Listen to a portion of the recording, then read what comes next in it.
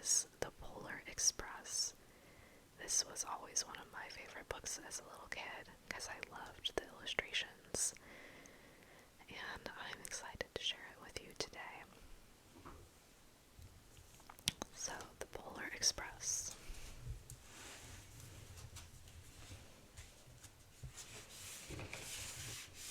Written and illustrated by Chris Van Allsburg.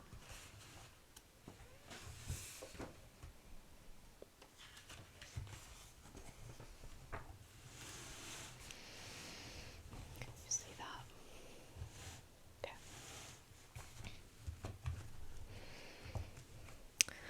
On Christmas Eve, many years ago, I lay quietly in my bed. I did not rustle the sheets. I breathed slowly and silently. I was listening for a sound a friend had told me I'd never hear, the ringing bells of Santa's sleigh. There is no Santa, my friend had insisted, but I knew he was wrong. Late that night, I did hear sounds, though not of ringing bells. From outside came the sounds of hissing steam and squeaking metal. I looked through my window and saw a train standing perfectly still in front of my house. Here he is, looking out his window. You can see the snow falling down outside.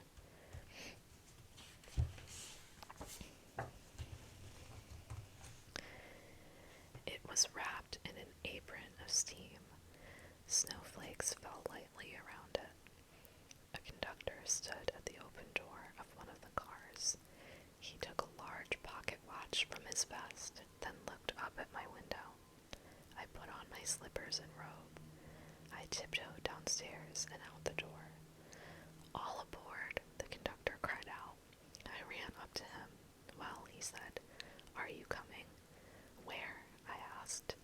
"Why, to the North Pole, of course," was his answer. "This is the Polar Express." I took his outstretched hand, and he pulled me aboard.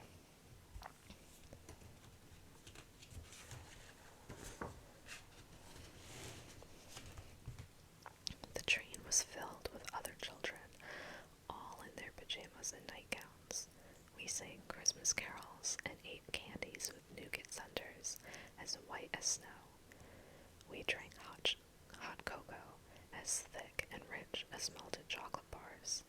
Outside, the lights of towns and villages flickered in the distance as the Polar Express raced northward. It looks like everyone on this train is having a really good time. It looks very cozy in there.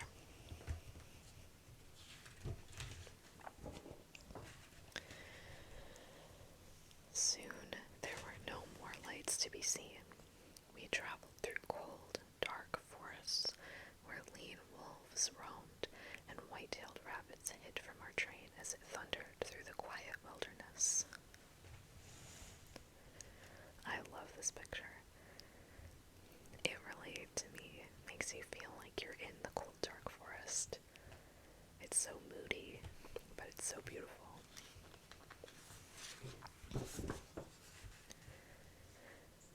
We climbed mountains so high it seemed as if we would scrape the moon, but the Polar Express never slowed down. Faster and faster we ran along, rolling over peaks and through valleys like a car on a roller coaster. You can see there's the tiny little train going along these big mountains. That's another really beautiful picture. The mountains turned into hills, the hills to snow-covered plains. We crossed a barren desert of ice, the great polar ice cap. Lights appeared in the distance. They looked like the lights of a strange ocean liner sailing on a frozen sea. "There," said the conductor, "is the North Pole."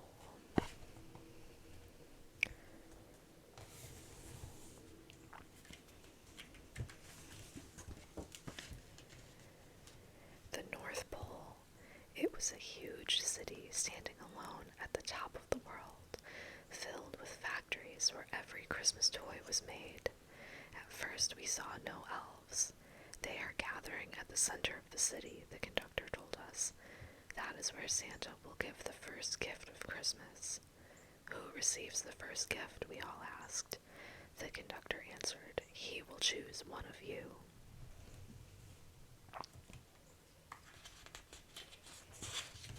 Sorry for the glare. Maybe you can see a little better like that.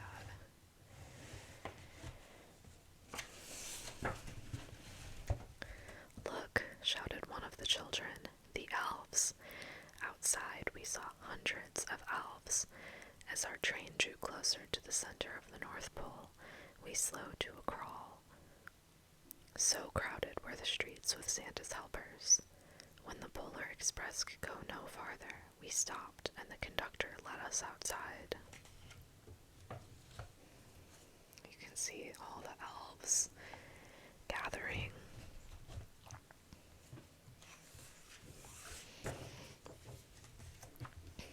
We pressed through the crowd to the edge of a large open circle. In front of us stood Santa's sleigh. The reindeer were excited. They pranced and paced, ringing the silver sleigh bells that hung from their harnesses. It was a magical sound like nothing I'd ever heard. Across the circle, the elves moved apart and Santa Claus appeared. The elves cheered wildly. He marched over to us and, pointing to me, said, "Let's have this fellow here." He jumped into his sleigh. The conductor handed me up. I sat on Santa's knee and he asked, "Now, what would you like for Christmas?"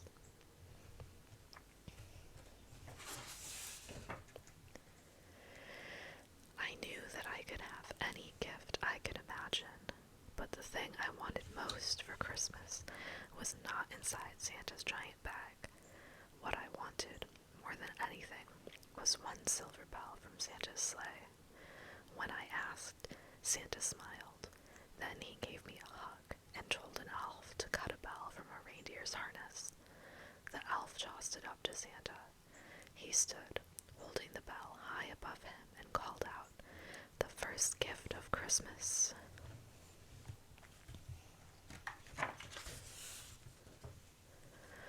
A clock struck midnight as the elves roared their approval. Santa handed the bell to me, and I put it in my bathrobe pocket. The conductor helped me down from the sleigh. Santa shouted out the reindeers' names and cracked his whip. His team charged forward and climbed into the air. Santa circled once above us, then disappeared in the cold, dark polar sky.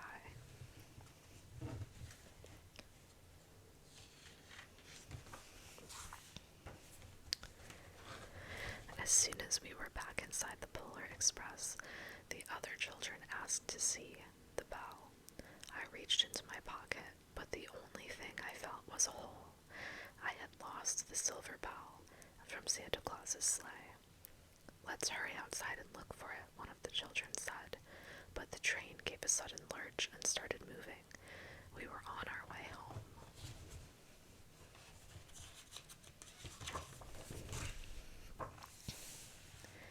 It broke my heart to lose the bell. When the train reached my house, I sadly left the other children.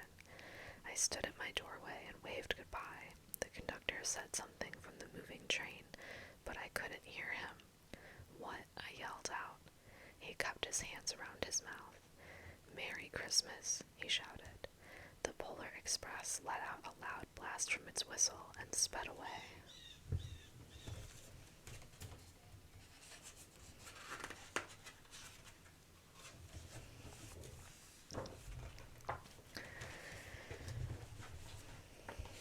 On Christmas morning, my little sister Sarah and I opened our presents. When it looked as if everything had been unwrapped, Sarah found one last small box behind the tree. It had my name on it. Inside was the silver bell. There was a note. "Found this on the seat of my sleigh. Fix that hole in your pocket. Signed, Mr. C." I shook the bell. It made the most beautiful sound my sister and I had ever heard. But my mother said, "Oh, that's too bad." "Yes," said my father, "it's broken." shaken the bell, my parents had not heard a sound.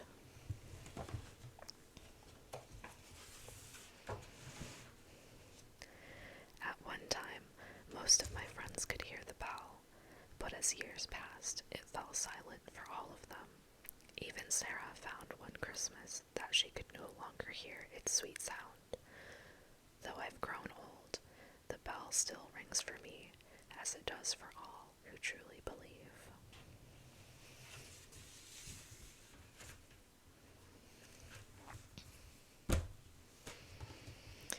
I love that story. The ending is a little bit bittersweet, I think.